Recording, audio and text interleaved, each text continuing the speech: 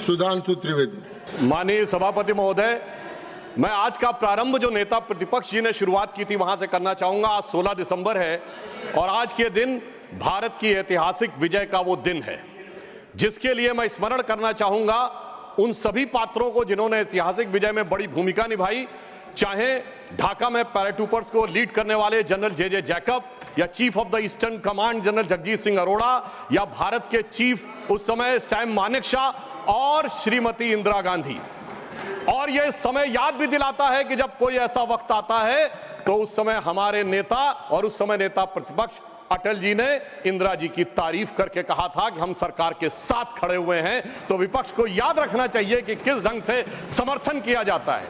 परंतु मुझे एक याद आता है कि आज इंदिरा जी की आत्मा जहां कहीं भी होगी तो वो बड़ी अचंभित और स्तब्ध हो जाती होगी कि ये वही पार्टी है और ये वही परिवार है जिसके नेता के बारे में पाकिस्तान का पूर्व मंत्री फवाद चौधरी समर्थन करता है।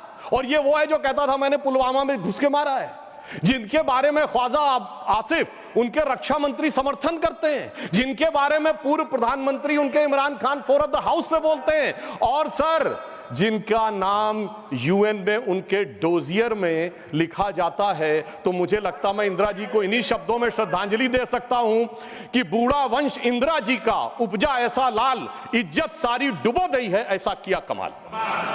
अब मैं आगे कहना चाहता हूं सर, मगर एक इस सदन में जब हम 75 वर्ष के ऊपर एकत्र हैं तो शायद 75 वर्ष के इतिहास का वो सबसे ऐतिहासिक मौका था। तो मैं ये कहना सर आपके लिए आगे सुनिए सर, आप अरे लीजिए आप सुनिए, मैं एक बताना चाहता हूं सर, एक महत्वपूर्ण बात ये थी कि एक तरफ 7th फ्लीट भेजा गया था और चंद दिनों के अंदर अमेरिका ने मान्यता भी दे दी थी। हमने 93,000 प्रिजनर ऑफ वॉर छोड़े मगर पीओके में कुछ नहीं कर पाए। चलिए वो एक अलग बात है। हमारे 54 प्रिजनर ऑफ वॉर पाकिस्तान में थे, वो नहीं मिल पाए। ये मुझे आज तक आश्चर्य है कि 93,000 दे के 54 नहीं ले पाए। सुलह की कौन सी शक्ल सुमरती रही। तो मैं इनकी पॉलिसी के लिए कहना चाहूंगा, अरे आपके नेताओं के लिए बोल रहा हूं, एक पंक्ति मैं कह रहा हूं, सुनिए, अरे बात तो सुनिए, काहे परेशान हो रहे हैं। मैं कह रहा हूं चीन छीन देश का गुलाब ले गया। पंडित नेहरू के लिए वो गुलाब का फूल लगाते थे। चीन छीन देश का गुलाब ले गया, ताशकंद में वतन का लाल सो गया, और ये सुलह की शक्ल को संवारते रहे और जीतने के बाद बाजी हारते रहे। अब मैं आज के विषय पे आता हूं संविधान के संदर्भ में। अभी अभिषेक मनु सिंघवी जी जो बहुत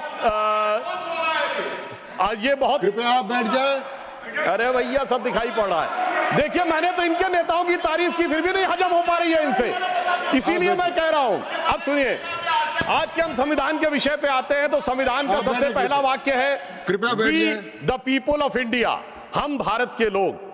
सभापति महोदय, अगर हम लोग और भारत इन 3 शब्दों का अर्थ समझ लें तो संविधान निर्माताओं का मूल भाव समझा जा सकता है। मगर अफसोस सर्वाधिक भ्रम इसी विषय को लेकर किया जाता है। अभी अभिषेक मनु सिंघवी जी ने बोला और कई वक्ताओं ने बोला कि ये बात का आशंका थी कि हम सरवाइव करेंगे कि नहीं डेमोक्रेसी में, मगर हम सरवाइव करने वाली बात नहीं। मैं आज के समय में अपने विपक्षी दलों से कहता हूं, पूरे ईस्टर्न हेमिस्फीयर में उठा के देखिए, बड़े देशों में sustainable absolute and vibrant democracy सिर्फ भारत है, और जापान और ऑस्ट्रेलिया तो कॉन्स्टिट्यूशनल मोनार्की हैं। तो पूरे पूर्वी गोलार्ध में यदि देखा जाए तो absolute democracy, vibrant democracy, consistent democracy सिर्फ भारत है। और यह भी समझना चाहिए आज डेमोक्रेसी के अंडर में सर 34% पॉपुलेशन है विश्व की, जिसमें 17% अकेले हम हैं। We are the defenders of democracy in the entire world. कोई और नहीं है जिसे दूसरे नेता जाकर समझते होंगे। परंतु मैं यह भी बताना चाहता हूं, हम डेमोक्रेसी में सरवाइव किए हैं तो यह कोई अनायास नहीं। कॉन्स्टिट्यूएंट असेंबली की डिबेट में डॉक्टर राधाकृष्णन ने कहा था, मैं कोट करता हूं, कि गणतांत्रिक व्यवस्था इस देश के लिए कोई नया प्रयोग नहीं है, यह इतिहास के आरंभ काल से भारत की व्यवस्था में थी। मैं बाबा साहब अंबेडकर को कोट करना चाहूंगा। उन्होंने कहा, लोकतंत्र की अवधारणा भारत के लिए कोई बाहर की अवधारणा नहीं है, it's not an align object. यह कोई अपरिचित चीज नहीं है, प्राचीन काल से भारत की व्यवस्थाओं में निहित थी। और उन्होंने बौद्ध संघों का उल्लेख किया। और मैं अपने सम्मानी मित्रों से कहना चाहता हूं, लोकतंत्र की व्यवस्था भारत में कहां से थी। 12वीं शताब्दी के कर्नाटक में भगवान वासवन्ना के अनुभव मंडपों को देखिए। चोल साम्राज्य में 8वीं और 9वीं शताब्दी में इलेक्टेड गांव के प्रतिनिधि होते थे, 6 कमेटियां होती थी जो इलेक्टेड ढंग से काम चलाती थी। उसके पीछे जाइए तो वैशाली का गणराज्य, जिसका उल्लेख हमारे जदयू के अध्यक्ष जी ने भी किया, और उसके पीछे जाइए तो वैदिक काल में सभा और समितियां बैठकर इसी लोकतांत्रिक व्यवस्था के तहत कार्य किया करती थी। तो बाबा साहब अंबेडकर जो ड्राफ्टिंग कमेटी के चेयरमैन थे, अगर उन्होंने इन सारी परंपराओं के चित्र उसमें रखे हैं, इसका अर्थ हुआ कि भारत की डेमोक्रेसी मूल रूप में वहां से आती है। वैसे मैं एक और चीज कोट कर दूं, भारत रत्न पूर्व राष्ट्रपति डॉक्टर प्रणब मुखर्जी जी ने भी जून 2018 में आरएसएस हेडक्वार्टर पे अपने भाषण में कहा था कि भारत ही लोकतंत्र का मूल है और वैशाली का गणराज्य विश्व का पहला गणराज्य था। अब मैं बताना चाहता हूं कि हम भारत कैसा है, क्योंकि हमारे विरोधी लोगों को थोड़ा विदेश की बात ज्यादा समझ में आती है, तो देश क्या कहता है उससे ज्यादा समझिए विदेश क्या कहता है। और मैं सिर्फ 2 ही बड़े लोगों के नाम लूंगा। चाइना, मैं कहता हूं कोई भी जाके चेक करे, चाइना में एंशिएंट चाइनीज में भारत का नाम क्या है? ट्यान जाओ, TIANZHOU। जाओ शब्द वहां पर केंद्र के लिए प्रयोग होता है, जैसे हमारी भारत में पुर, जयपुर, नागपुर, कानपुर वगैरह वगैरह। अब टियान जाओ अगर आप जाके आज सर्च करेंगे तो विकिपीडिया में कुछ उन्होंने घपला कर रखा है, सीधे सीधे लिख के नहीं आता, पर चाइनीज भाषा की डिक्शनरी में जाइए, TIN टियान का अर्थ है हेवन और जाओ का अर्थ है केंद्र। तो चाइना के एंशिएंट में माना जाता था भारत क्या है? It is the centre of heaven. Ancient Japanese में भारत का नाम है Tenjiku, that is the centre of heaven. और ये कहते देश ही नहीं था, और चीन भी कह रहा है और जापान भी कह रहे हैं कि ये देश तो वो है जो स्वर्ग का केंद्र था। अब मैं बताना चाहता हूं, मिडिल ईस्ट में, अरब में 8वीं और 10वीं शताब्दी में जितने भी बड़े बड़े अरब के राइटर्स हुए, चाहे इब्ने असीर हो, इब्ने कसीर हो, इब्ने तबरी हो, इब्ने खल्दूम हो, उन्होंने क्या लिखा है? अजीदुल रिहल उल इलामीन बिल इलादुल हिंद, यानी when I look towards the India the cool breeze of knowledge comes to us. तो इधर का भी, पूरब का भी बता दिया, पश्चिम का भी बता दिया, मगर हम क्या करें? ऑर्थर शोपेनहावर ने लिखा इंडिया के लिए कि यहां पर product of highest human wisdom की ऊपनिषदिक फिलॉसफी आई है। ये हमारा देश था, मगर अफसोस आज भी लोग ये कहते हैं कि जब माननीय प्रधानमंत्री जी ये कहते हैं कि Bharat is a mother of democracy, तो ये संविधान की मूल भावना के अनुरूप कहते हैं, मगर अभी भी कहीं कहीं लोगों को डिफेंडर्स ऑफ डेमोक्रेसी कहीं और से नजर आते हैं।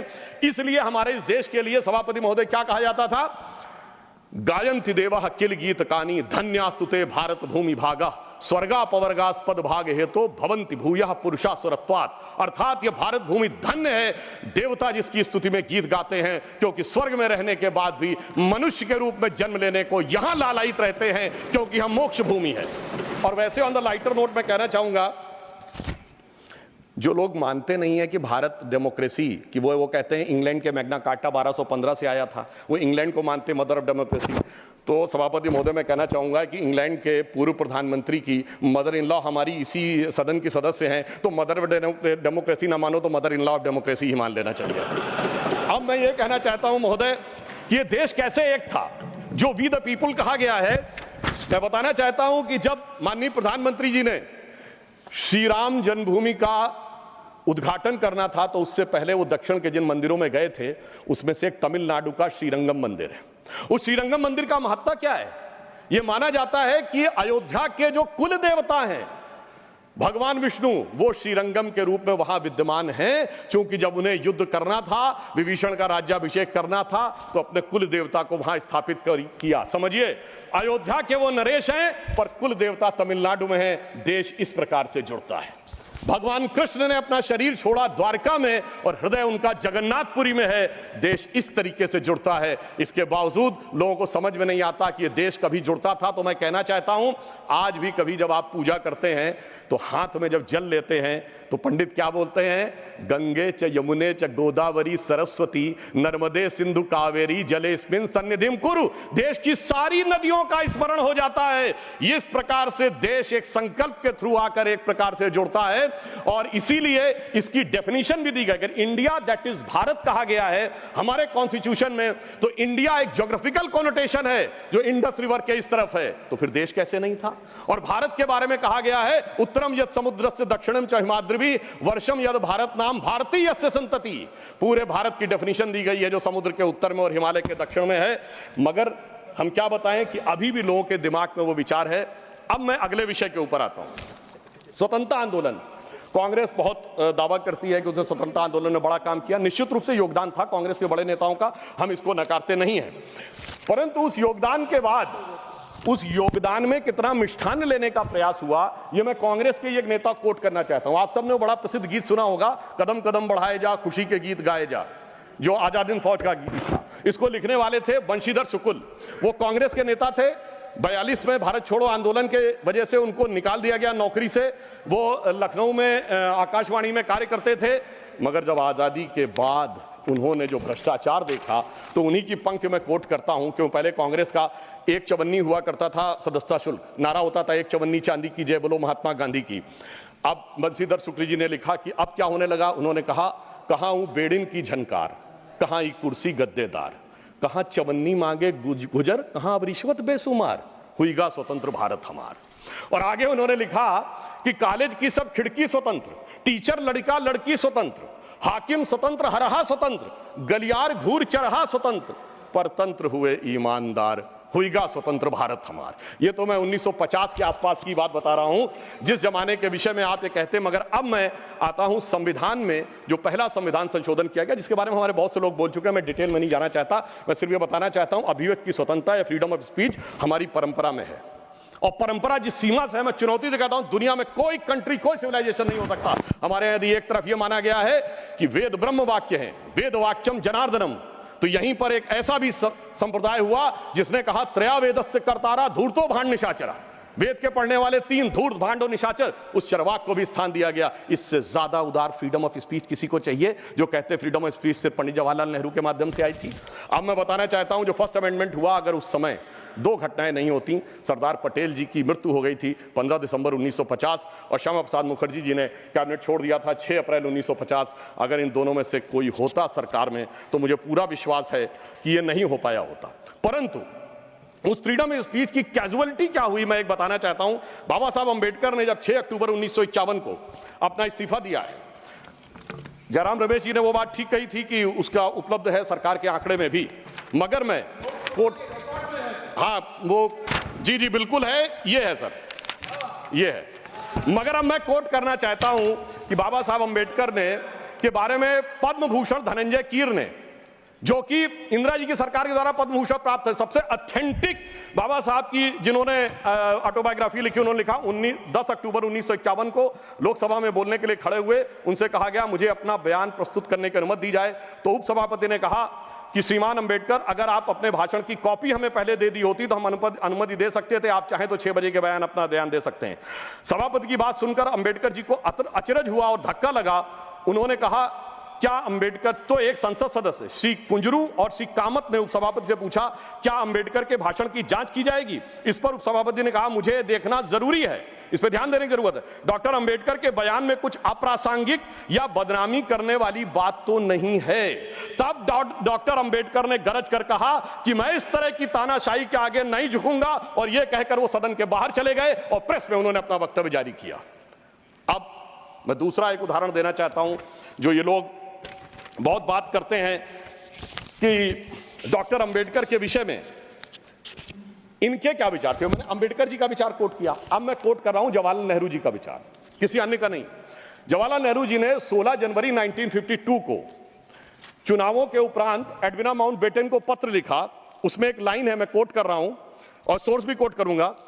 On the other hand, in Bombay city and to the large extent in Bombay province, our success has been greater than expected. यानी वो चुनाव में विजय पर खुशी जाहिर कर रहे हैं, और आगे क्या कह रहे हैं, Ambedkar has been dropped out, यानी प्रसन्नता है कि अंबेडकर जी चुनाव हार गए। फिर मैं पूरा पत्र नहीं पढ़ रहा हूं, इसी पत्र में वो आगे लिखते हैं, the socialist combined with Ambedkar party and thereby they lost their repute, यानी अंबेडकर जी की पार्टी से जुड़कर उनकी प्रतिष्ठा कम हो गई। और महत्वपूर्ण बात मैं ध्यान देना चाहूंगा सदन का, आगे वो कहते हैं, but Ambedkar has combined with Hindu communalist, यानी वो कह रहे हैं अंबेडकर जी हिंदूवादियों के साथ आ गए थे। सर सोर्स है selected works of Jawaharlal Nehru series 2 volume 17 page number 35 to 37। मुझे लगता है शायद बहुत से बक्से जिनकी मांग की गई है वो इसीलिए हटा लिए गए हों कि हर बक्सा अंदर से बोलता हो कि बैठा हूं दिल में इतने राज छुपाए, जरा सा होठ हिले तो न जाने कितनों के दिल डगमगाए। अब मैं आगे ये बताना चाहता हूं सर, फ्रीडम ऑफ स्पीच को, वो विषय तो बहुतों ने कहा इमरजेंसी का, मैं आगे का विषय बताना चाहता हूं। इस देश में फ्रीडम ऑफ स्पीच को कर्टेल करने के लिए कॉन्स्टिट्यूशनल अमेंडमेंट लाया गया, जो कभी हो नहीं पाया। वो था पोस्ट ऑफिस अमेंडमेंट बिल 1986, जिसमें यह अधिकार सरकार ने लिया था कि वो जिसकी चिट्ठी चाहे खोल के पढ़ सकती है और उसमें आपत्तिजनक हो तो उस पर कार्रवाई कर सकती है। जैसे कोई आज ये कहे कि व्हाट्सएप, ईमेल, मैसेज आपके कोई भी सरकार पढ़ सकती है और पढ़ने के बाद कार्रवाई कर सकती है, वो तो भला हो ज्ञानी जैल सिंह जी का, जो उस समय राष्ट्रपति थे, जिन्होंने उस संवैधानिक व्यवस्था का उपयोग किया कि उन्होंने उसे वापस ही नहीं किया, इसलिए वो कभी वास्तविक अर्थों में आ नहीं पाया। दूसरा, मैं राजीव गांधी जी के समय का कोट करना चाहता हूं। 29 अगस्त 1988 को एंटी डिफेमेशन बिल आया, यानी कोई सरकार की आलोचना करेगा तो उस पर कार्रवाई होगी, मगर उस समय प्रबल विरोध के चलते हुए वो नहीं हो पाया। फिर मैं बताना चाहता हूं, डॉक्टर मनमोहन सिंह जी ने आईटी एक्ट 2000 में सेक्शन 68A को अमेंड किया, जो सुप्रीम कोर्ट के द्वारा स्ट्रक डाउन कर दिया गया। अब इसके उपरांत मैं ये भी बताना चाहता हूं कि जो संवैधानिक व्यवस्था थी वन नेशन वन इलेक्शन की, ये टूटी कहां से थी? जब कांग्रेस में अंतरात्मा की आवाज जाग गई थी। 67 तक सारे इलेक्शन एक साथ होते थे, फिर एक ऐसा विचित्र हुआ कि अंतरात्मा की आवाज जागी और उस पार्टी की प्रधानमंत्री इंदिरा जी ने अपने ही पार्टी कैंडिडेट नीलम संजीव रेड्डी जी को चुनाव हरवा दिया। मुझे लगता है ऐसा विचित्र संवैधानिक उदाहरण भारत के इतिहास में देखने को नहीं मिलेगा। और मैं कहना चाहता हूं सभापति महोदय, उसके बाद इतनी अंतरात्मा की आवाज जागी कि निजलिंगप्पा, कामराज चौधरी, चरण सिंह चंद्रशेखर, मोरारजी देसाई पार्टी छोड़ दिए, 77 में देवराज अरस और बाबू जगजीवन राम पार्टी छोड़ दिए, तो फिर 90 में अर्जुन सिंह और एनडी तिवारी जी छोड़ दिए, शरद पवार छोड़ दिए, और कांग्रेस इतनी हो गई कि मुझे बचपन में याद है, मैं अटल जी की एक स्पीच सुनने गया था, उन्होंने कहा था कांग्रेस की तो आज स्थिति यह है, इतनी कांग्रेस है कि Congress R, Congress S, Congress O, Congress U, Congress मैं, कांग्रेस तू, कांग्रेस आई, कांग्रेस गई। अब मैं एक विषय में लेना चाहूंगा, वो विषय है जो कि संविधान में सर्वाधिक दुरुपयोग किया गया, वो विषय है सेकुलर। संविधान सभा में जब यह डिबेट हुई 15 नवंबर 1948 को, तो यह प्रस्ताव केटी शाह जी ने रखा कि सेकुलर शब्द इंक्लूड किया जाना चाहिए। मगर यह बात आई कि अगर सेकुलर वर्ड होगा तो माइनॉरिटी नहीं हो सकता, माइनॉरिटी होगा तो सेकुलर नहीं हो सकता, क्योंकि रिलीजियस माइनॉरिटी थियोक्रेटिक स्टेट में होती है, सेकुलर स्टेट में नहीं होती है। मगर इसके बावजूद उस विषय को आगे रखा गया और डॉक्टर अंबेडकर ने क्या कहा, मैं सिर्फ कोट करता हूं। उन्होंने कहा, mister vice president sir, I regret that I can not accept the amendment proposed by professor K T Shah and my objections are stated briefly. और वो उन्होंने आगे जाकर इस प्रकार से रिकमेंडेशन किया, यानी बहुत साफ बात थी कि उन्होंने इस शब्द को रिजेक्ट किया। मगर डेमोक्रेसी के सबसे काले दौर में, जब सारा विपक्ष जेल में था, मानवाधिकार समाप्त हो चुके थे, तब संविधान की उद्देशिका, जिसे डॉक्टर साहब अंबेडकर ने कहा था संविधान की आत्मा, उसमें चेंज किया गया। और फिर महोदय सिर्फ इतना ही नहीं रहा, जब से वो वर्ड आया उसके बाद क्या हुआ? उसके बाद तो इस देश में क्या हुआ कि पर्सनल लॉ बोर्ड आ गया। उसके बाद क्या हुआ कि एक ऐसा समय आया कि जब सुप्रीम कोर्ट और शरिया में यह लगा कि मतभेद है, तो इस देश की संसद ने सर्वोच्च न्यायालय के निर्णय को रौंद कर शाहबानो केस में शरिया को सुप्रीम कोर्ट से ऊपर कर दिया। मैं विनम्रता से कहना चाहता हूं, दुनिया के किसी सेकुलर देश में ऐसा कोई एक उदाहरण बता दे तो मैं अपना बयान वापस लेने को तैयार हूं। फिर उसके बाद उपरांत महोदय इतना ही नहीं हुआ, फिर प्लेसेस ऑफ वर्शिप एक्ट आया। वो कहता है कि 15 अगस्त 1947 के बाद कोई चेंज नहीं होगा, ठीक है। मगर महोदय फिर वक्फ बोर्ड एक्ट आया, जो ये कहता है कि कोई समय सीमा नहीं रहेगी। और सूरत नगर निगम पे दावा किस बात पे है कि मुगलों के जमाने में वो सराय थी। तिरुचिरापल्ली के तिरुचुनेरी मंदिर पे इस बात पे है कि अरकाट के नवाब ने दे दिया था। यानी 200 साल 300 साल पहले के सरकारों के वो फरमान, जो कि सरकारें किस हिसाब से मानती थी। फिर कम्युनल वायलेंस बिल आया। अब मैं सिर्फ संक्षेप में 10 बिंदु बोलना चाहता हूं। जो लोग आज कहते हैं इस संविधान में उन्होंने क्या किया, मदरसा बोर्ड आया, मुस्लिम पर्सनल लॉ बोर्ड, इन सबको संवैधानिक मान्यता, संवैधानिक संरक्षण प्राप्त है। 4 पत्नी रखना, ट्रिपल तलाक, हलाला, मेहरम बालिका से विवाह करना, तलाकशुदा महिला को कोई मुआवजा न देना, हज सब्सिडी, वक्फ बोर्ड। अब मैं कहना चाहता हूं, मैं विनम्रता से कहना चाहता हूं कि इन लोगों ने इस कॉन्स्टिट्यूशन को सेकुलरिज्म का शिकार करते हुए इसको पार्शियली शरिया कॉन्स्टिट्यूशन बनाने का प्रयास किया। अन्यथा कोई गैर मुस्लिम देश दिखा दे कि जिसमें कि इस प्रकार की बात हुई हो, कोई सेकुलर देश, 200 देश हैं, बड़े विद्वान लोग बैठे हुए हैं वहां पर, मैं बताना चाहता हूं, कोई उदाहरण बताइएगा जिस किस स्टेट में सुप्रीम कोर्ट से ऊपर शरिया हो? अब मैं बताना चाहता हूं, बड़े विद्वान लोग उधर बैठे हुए हैं, मुझे कोई जरूरत नहीं है 200 में सिर्फ 4 सेकुलर देश बताइएगा, मैं अपना बयान वापस ले लूंगा, जहां शरिया सर्वोच्च न्यायालय से ऊपर हो। और मैं ये भी बताना चाहता हूं, इतना ही नहीं था सर, संविधान का अपमान आप लोगों ने किया। और मैं कहना चाहता हूं, जो लोग मनुस्मृति की बात करते हैं, उन्होंने इसको मौलवी स्क्रिप्ट बनाने का प्रयास किया भारत के संविधान को। यह अपने आप में शर्मनाक बात है। शर्म उस समय आनी चाहिए थी जब इस तरह के परिवर्तन कर रहे थे। और मैं एक और बात कहना चाहता हूं, सभापति महोदय, टेक्निकल बात कह रहा हूं, मेरी बात गलत लगेगी तो मैं अपने बयान वापस ले लूंगा। सुनिए सर, वक्फ बोर्ड एक्ट में मुगलों के जमाने का फरमान को कॉन्स्टिट्यूशनल मान्यता प्राप्त है। यह वो संविधान था, वो सरकारें थी जिनमें जिम्मी का कॉन्सेप्ट था, जिसमें जजिया का कॉन्सेप्ट था, जहां के बादशाह गाजी की उपाधि लेते थे, सैकड़ों लोगों को मारकर। इवन अकबर ने भी गाजी की उपाधि दी है। यदि इस प्रकार की चीजों को तो मैं कहना चाहता हूं सर, मैं पूछना चाहता हूं, जिम्मी और जजिया के फरमानों को कॉन्स्टिट्यूशनल मान्यता देना क्या शरिया को संविधान में लागू करना नहीं है? इसीलिए मैं कहना चाहता हूं, सुधांशु त्रिवेदी जी के अलावा किसी का रिकॉर्ड में नहीं जाएगा। आज मामला, सभापति महोदय, आज मामला मनुस्मृति बनाम संविधान का नहीं है। संविधान के बाबा साहब की पहचान और संविधान के ऊपर शरिया के निशान की है। और इसीलिए मैं बिल्कुल ईमानदारी से कहना चाहता हूं कि इन लोगों को सुधांशु त्रिवेदी जी के अलावा किसी का रिकॉर्ड पर नहीं जाएगा। कृपया आप शांत रहें। मगर मैं यह भी बात स्पष्ट करना चाहता हूं, हम कोई मुस्लिम समाज के खिलाफ नहीं है, शांति से। अगर मुझे एक देश दिखा दीजिएगा जहां शरिया सर्वोच्च न्यायालय से ऊपर हो, तब बात करिएगा। मैंने उदाहरण कोट किया। अब मैं बताना चाहता हूं महोदय, हम मुस्लिम समाज के खिलाफ नहीं है। आज ही उस्ताद जाकिर हुसैन का देहांत हुआ है, उन्हें पद्म भूषण दिया, अटल जी की सरकार ने पद्म विभूषण दिया, मोदी जी की सरकार ने 2023 में। मैं पूछना चाहता हूं, ये बताइए, आपको अब्दुल रहीम खान खाना, रस खान, मलिक मोहम्मद जायसी, अशफाक उल्लाह खां, वीर अब्दुल हमीद, डॉक्टर APJ अबुल कलाम क्यों नजर नहीं आते?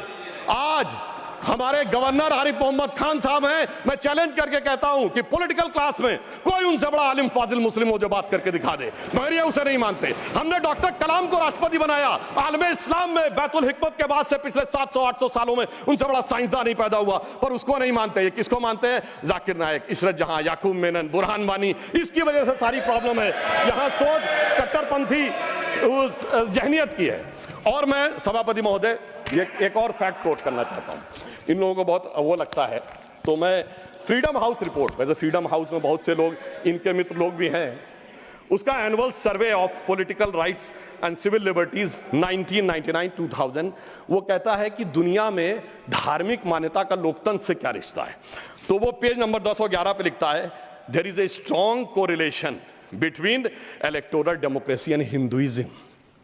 वो कहता है कि जहां हिंदू धर्म है वहां पर ज्यादा डेमोक्रेसी, और उसमें Fiji, Guyana, Mauritius, Bharat, Nepal बहुतों को कोट किया है। और फिर उसने जो आगे कहा है वो इनको लगेगा, फिर उसने बुद्धिस्ट, व्हाट्सएप नहीं, मैंने कोट किया है रिपोर्ट के साथ, हवा में बात मत करिए। अब मैं आपको बताना चाहता हूं, और उन्होंने आगे एक और बात कही है।